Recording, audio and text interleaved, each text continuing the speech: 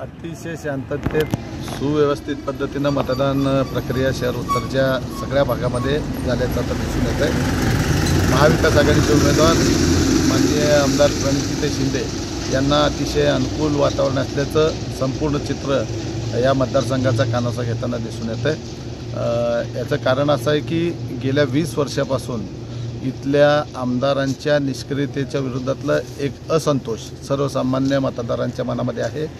महानगरपालिकेमध्ये भारतीय जनता पार्टीला आम जनतेने भरभरून दिलेलं होतं, पण महानगरपालिकेतल्या नगरसेवकांनी महापालिकेच्या कामाचा केलेला बट्ट्याबोळ त्याच्यामुळे देखील एक रोष सर्वसामान्य लोकांच्या मनामध्ये आहे।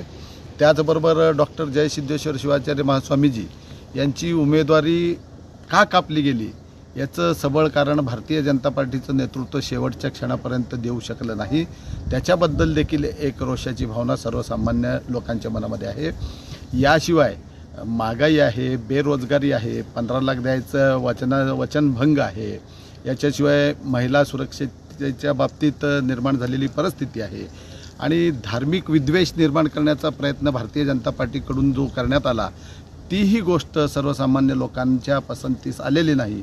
या सगळ्या गोष्टींचा राग सर्वसामान्य लोकांच्या मनामध्ये आहे। वेगवेगळ्या गोष्टी जसं संघ पुरस्कृत, भारतीय जनता पार्टी पुरस्कृत हुबळीची जी घटना घडली, अतिशय दुर्दैवी घटना घडली।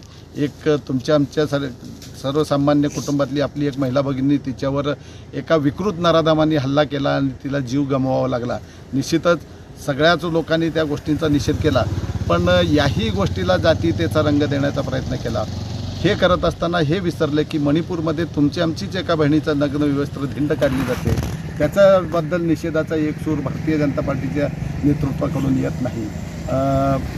देवेगौडा यांचे नातू रेवण्णा याच्या बलात्काराचे यांनी केलेल्या दुष्कृत्याचे अनेक पुरावे सोशल मीडियाच्या माध्यमातून बाहेर आले आणि त्या लोकांचा प्रचार पंतप्रधान नरेंद्र मोदी करतात। त्या रेवण्णाच्या मुलाला मत म्हणजे मला मत अशा प्रकारचं भाषण ते सर्वसामान्य लोकांना आवडलं नाही। म्हणजे भारतीय जनता पार्टीची ही जी दुटप्पी नीती आहे की कोणत्याही गोष्टींचा सोयीस्कर वापर करून घेणं हे आता पूर्ण जनतेला लक्षात आलेलं आहे। त्यामुळे जनता भारतीय जनता पार्टीच्या भूलथापांना बळी पडणार नाही, आता कंटाळलेली आहे। आता उलटगिनती भारतीय जनता पार्टीची सुरुवात झालेली आहे। या लोकसभा मतदारसंघामध्ये माननीय आमदार प्रणितीताई शिंदे 1.5 ते 2 लाख मताच्या फरकानं निश्चित विजयी होतील असं मला खात्री। पण वेगवेगळ्या पद्धतीनं प्रचार यंत्रणा राबवली, लोकांपर्यंत पोहोचण्याचा प्रयत्न केला, लोकांचा विश्वास संपादन करण्याचा प्रयत्न केला। आदरणीय प्रणितीताई शिंदे यांनी केलेला झंझावाती दौरा असेल, माननीय सुशीलकुमारजी शिंदे साहेब यांनी केलेल्या गाठीभेटी असतील, आमचे ब्लॉक अध्यक्ष माननीय उदयदादा चाकोते, शहर अध्यक्ष माननीय चेतनभाऊ नरोटे असतील, निवडणूक प्रमुख प्रकाश अलगुलवार सर असतील, माजी अध्यक्ष प्रकाश वालेसाहेब असतील, असे अनेक कार्यकर्त्यांची फळी याच्या दिमतीला शिवसेनेचे अनेक नेते मंडळींची भक्कम फळी आम्हाला मदतीला आली। आणि याशिवाय राष्ट्रवादीचे महेश अण्णा कोटे यांचं एक ताकद या मतदारसंघामध्ये फार मोठी वेगळी ताकद आहे। भारतीय जनता पार्टी शहर उत्तरमध्ये मताधिक्य नक्की घेईल, निश्चितपणानं आकडे सांगता येणार नाही, पण मागच्या वेळेला जो मताधिक्य भारतीय जनता पार्टीला मिळालेला होता तो मताधिक्य भारतीय जनता पार्टीला मिळणार नाही।